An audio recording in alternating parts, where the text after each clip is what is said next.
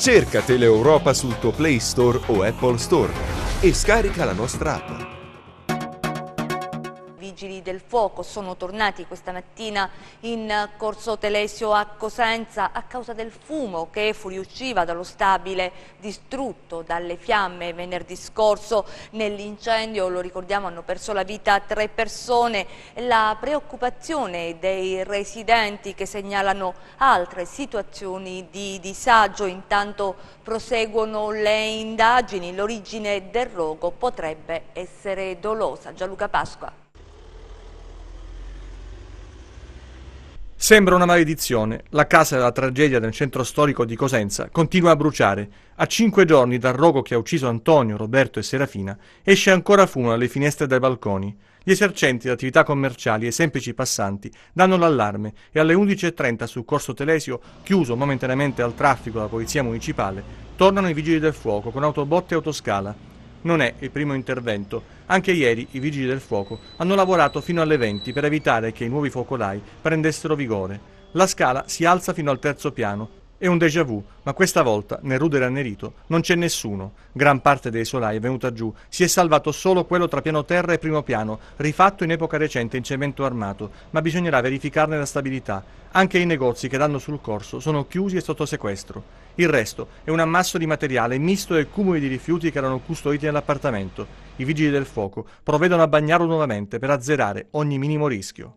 Fin qui la stretta attualità, con i vigili del fuoco che dovranno tornare ancora nella casa distrutta dal rogo, ma c'è un altro sospetto sul quale dovrà fare luce la Procura di Cosenza, che ha aperto un'inchiesta, che riguarda in particolare l'origine del rogo, il punto di innesco. A questo proposito non si esclude alcuna ipotesi, anche che il rogo non sia scoppiato nell'appartamento delle 3 vittime, ma dall'atrio del portone, per cause accidentali o innescato da qualcuno dolosamente, per poi propagarsi verso l'alto, bruciando ogni cosa e soprattutto impedendo la fuga ai 3, intrappolati in un inferno senza via d'uscita.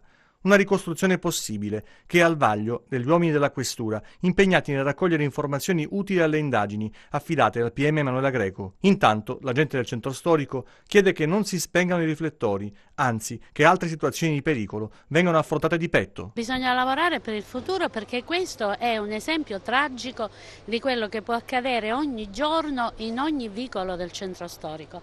Le difficoltà sono dovute alle case pericolanti, fatiscenti, occupate a volte da famiglie regolari, normali, che però non hanno la possibilità di mettere in sicurezza l'appartamento, e soprattutto dall'impossibilità dei vigili di raggiungere queste case. Cercate di proteggere a chi non è in grado di essere protetto. Comandante, buongiorno.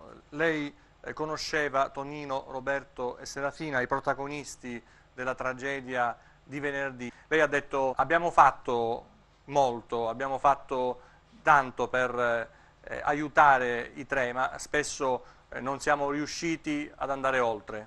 Sì, effettivamente quando poi succedono queste disgrazie uno si pone 1000 domande, forse, però se poi si va a valutare quello che realmente è stato fatto, credo che, se non l'impossibile quasi, è stato fatto nei confronti della famiglia Noce. Io ho conosciuto loro da oltre 25 anni, li ho visti crescere in un ambiente purtroppo per loro non soddisfacente, non consono, perché poi sono comunque soggetti in qualche modo affetti da disturbi che comunque disturbi seguiti.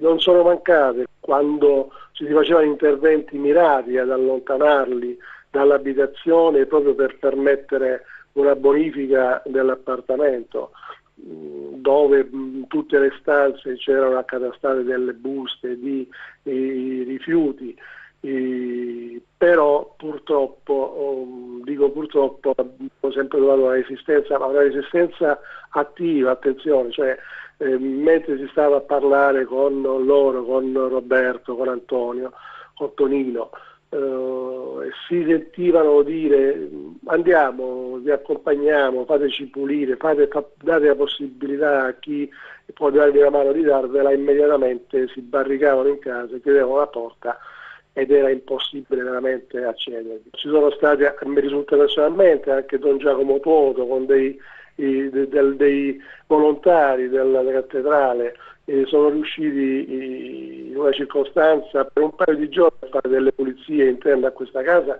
ma attenzione, con la presenza costante di Donino e Roberto, che guai, perché per loro è come se qualcuno si impossessasse della loro abitazione. Alcuni cittadini ci hanno detto ci sono altre situazioni di disagio che possono trasformarsi in situazioni di pericolo. Nella sua esperienza, tanti anni al servizio della città, è a conoscenza di altre situazioni? Vi siete occupati di altre vicende?